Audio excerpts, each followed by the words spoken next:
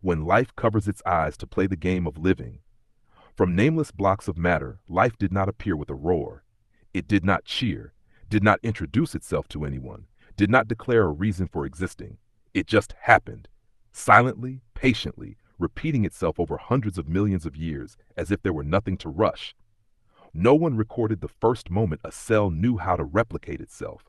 No witness saw when the first organism separated from the water, crawled onto the shore, and began a new cycle of transformation.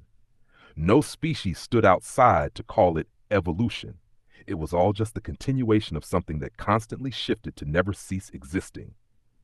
Then, at a moment unclear whether early or late, a branch of organisms suddenly gained the ability to observe itself.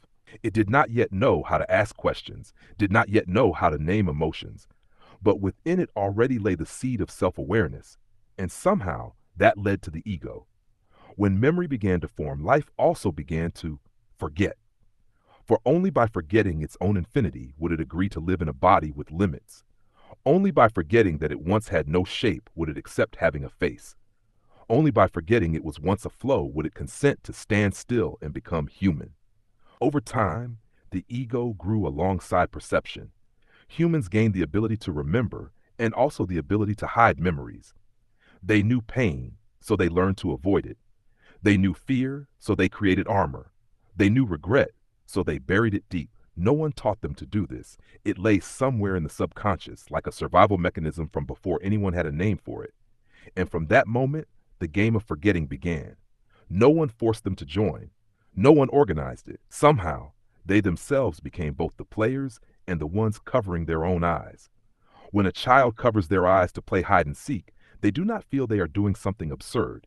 They only find the game more fun when they cannot see. In the same way, humans step into livelihoods, struggles, love, competition, desires, failures, and then rush on again, as if all of it were a game with no finish line. Then at some point, someone stops. Not because of enlightenment, but because they suddenly hear within themselves a strange echo. Why am I running? What am I chasing? And since when did I agree to cover my eyes and step into this? That question cannot be answered immediately, nor is it certain an answer is even necessary.